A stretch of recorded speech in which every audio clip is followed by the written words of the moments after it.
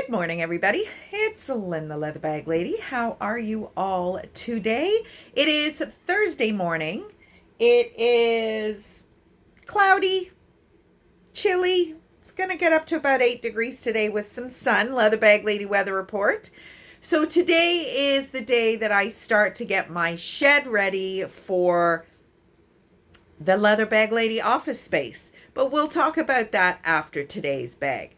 So yesterday's bag was a very structured bag, and a bag that is very similar to a bag that I once owned. Well, lo and behold, I go into my bag room and I pull out a bag that yet again I have had for a very long time because it was missing a strap. And it is, in actual fact, very, very similar to the bag I once owned. Different in that it's black and that it is a little bit smaller, but by the Trend, one of my favorite Canadian brands, and just sitting there. And I went into my other storeroom and found a strap. Now, the strap is not perfect, but it is a strap nonetheless. So here is today's bag. So it is quite similar to the bag yesterday, a little bit smaller, not quite as structured. I mean, it is very structured, but it's not quite as, I'm going to say hard, which is really not a very nice word to use. But I mean, this bag will at least move. The other bag is very, very structured. So this is very similar to the bag I was talking to you about yesterday that I had in the 80s, and it had a very, very similar feature to this bag. So let's unpack it. So first of all, it is kind of an antique brass tone. There is some wear to the clasp here, the Trend, the branding. It is beautiful black. Hear that? Oh, I just love that leather sound. Reminds me of when I would ride my horse and I would post in my saddle, and that creaking would happen every time. You know, up, rise, down. And you've got your leather boots on and they're rubbing against the flaps of the saddle. I think really that's where my leather love came from. But so we've got a top handle. Now there is a little bit of color starting to leave the edges because it is not that god-awful glazing. It has been burnished. And that is basically, I've seen it done by Beato's Leatherworks. It is a wooden, it almost looks like a spindle. And they use a wax and they buff it. So obviously I don't have any of that, but I will use some of my Doc Bailey's black and I will recolor that so that doesn't strike you as being a little bit of color loss there. The back has a pocket. Now there is a little bit of a divot here, just because obviously this bag is 80s, easily 80s. The pocket goes to about here. So, I mean, it's been used. Not mad at it at all because let's face it, that is just some wear that is going to make it so much easier for you to put your stuff in there. I mean, this leather when it was new was probably quite a bit stiffer than it is now. So you pop that in, lift it out, and here is the rest of the bag. So one compartment, two compartments, and then we've got that fun bit in the front that I'll show you shortly. So the original, the Trend, made in Italy. All the vintage Trend bags were Italian made, and the smell of leather is just glorious. I mean, when you think about it, this bag is over 40, potentially over 40 years old, and the smell of leather is just still so pungent. And I love it. The only bag I ever owned that was just too much for me was a Dooney and Bourke satchel. It was one of the most beautiful bags I've ever owned. It was the most gorgeous cognac color. It was green and red suede inside. It was quite a big bag, but oh my goodness me, the smell of leather was, you got in my car and you could smell it. It was almost a little too much. So here's where I get excited. So you've got an outside pocket here.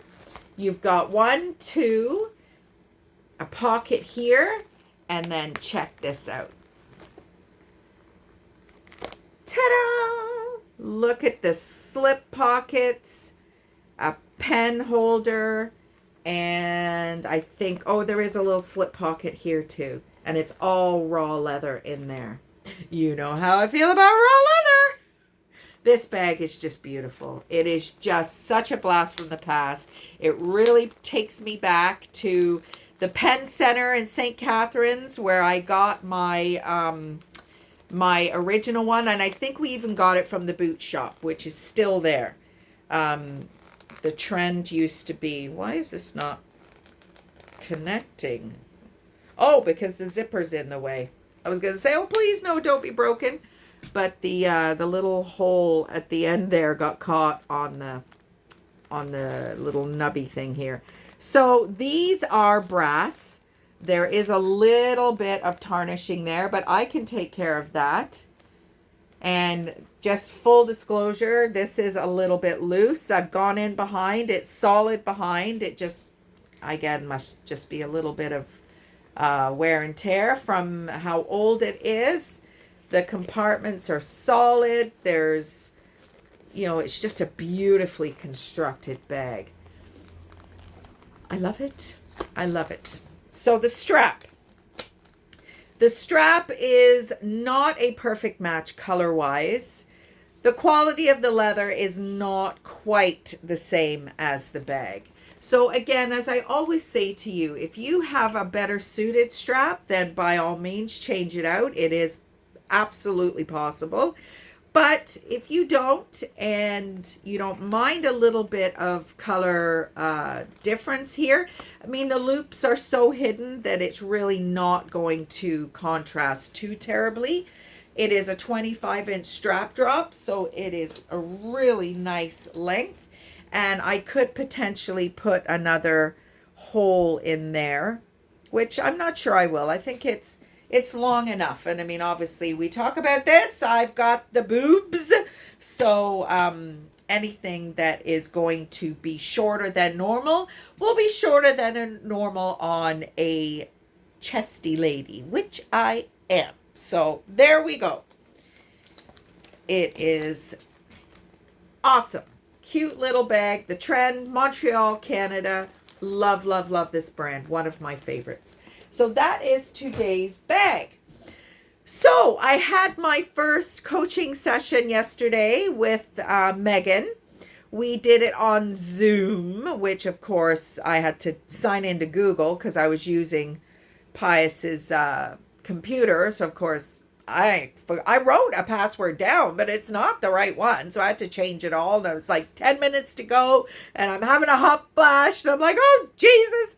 But we got there. So Megan and I had our 2-hour meeting. It went by like that.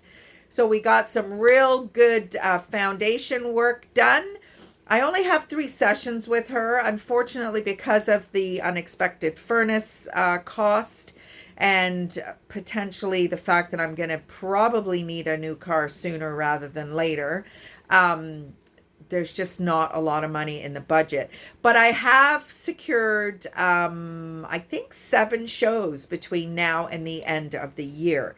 So I'm hoping that there'll be a little bit of extra in there that we can continue, even if we just do it 3 sessions at a time. A little bit more expensive to do it that way, but you know what? If it's all I can manage, it's all I can manage. So she gave me some homework, which I absolutely love.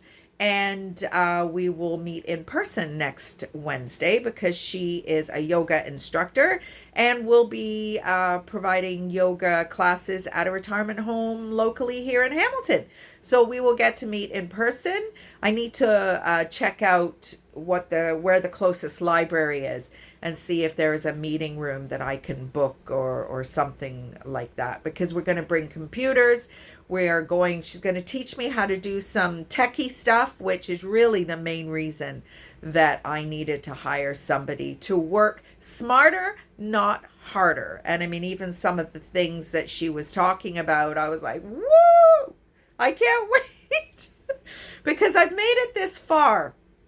I've been doing this for 10 years in January, and really have only had a online presence since COVID hit. So COVID really forced me to,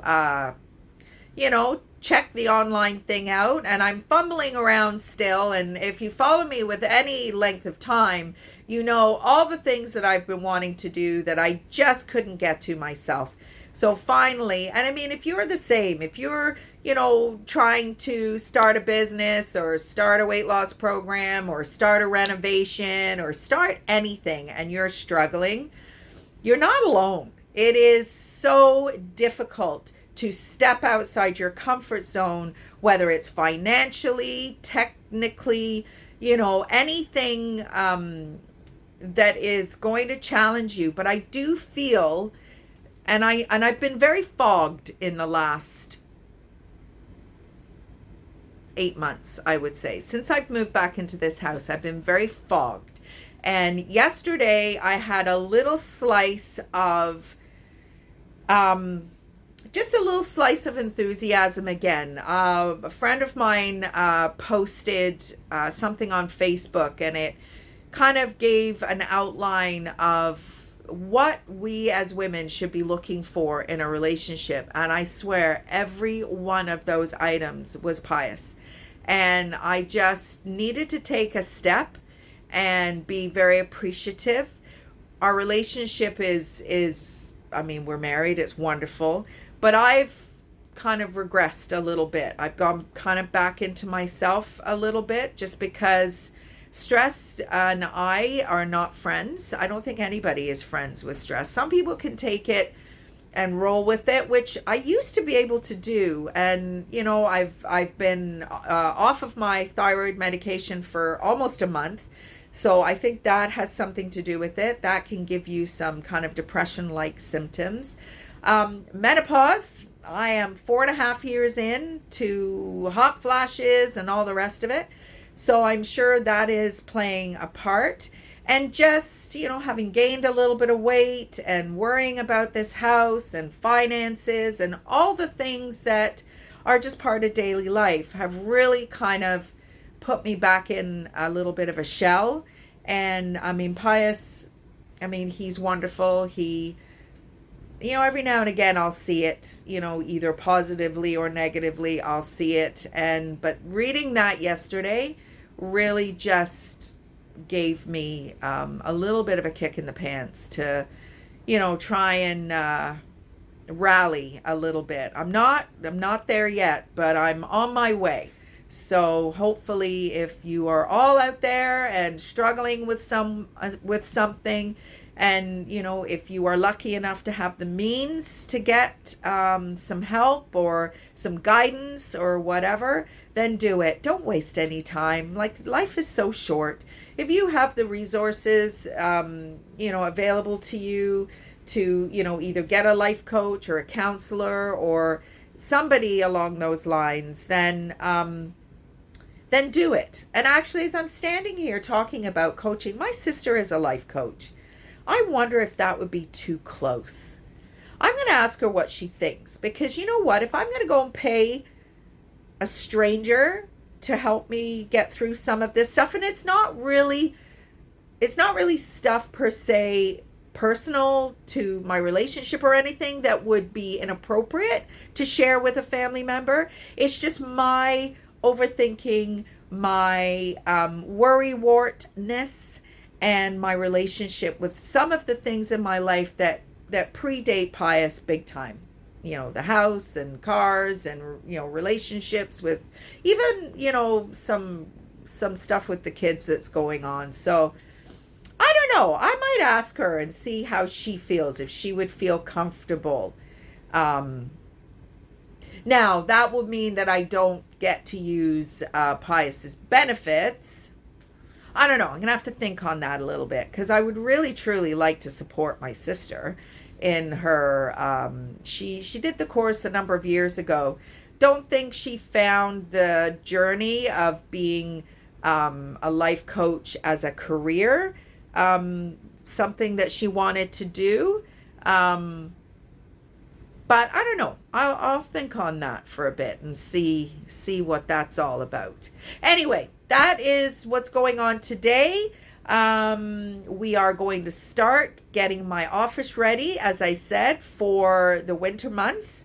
I've been researching heaters. So I do have a wall heater in the shed, but it in the past has gone rogue. Like I've turned it on and you can set the time and all that stuff. And twice in the probably 11, 12 years I've had this outbuilding. I mean, it's like a little bunkie, but it has an air conditioner. It has heat, or it did have heat. I walked into that shed and it was so hot in there because this heater just decided to go at full heat and ignore the settings that I put in and whatnot, that some of the shoes I had stored in there, the glue, the sole separated from the body of the shoe. That's how hot it was in there. How it didn't start on fire, I do not know. So I have disconnected the heater. I had the guys look at it briefly when I was getting the furnace done, and they basically said, you know what, for what it's going to cost you to fix that, there are so many more efficient portable heaters on the market that it will be much less costly, and you can move it around, take it to the trailer, take it, So I've gone on to Good Housekeeping. I don't know if you use that resource. If I've got to buy something, I will go on to Good Housekeeping and see what their top picks are. And this top pick, now most of them have a link to Amazon, so maybe there's some, I don't know, joint reciprocation there on presenting these items for the general public to look at. But anyway, the one I looked at, it's not crazy expensive. I think it was like $100 or something. And I'm going to order it because obviously I'm going to need heat in there. It was a construction office at one time, so it is all insulated. It is 9 by 11, I think, is the sizing. It's a fabulous little space, and once I'm in there, then I will more than likely be doing this stuff in there. I think may or may not be enough room, but I'm going to try to do the majority of my work in there. So we'll see how it goes. Today's supposed to be 8 degrees. Tomorrow is supposed to be up to 11 and sunny. So we've almost got rid of everything that's on the floor in here. Almost, not quite.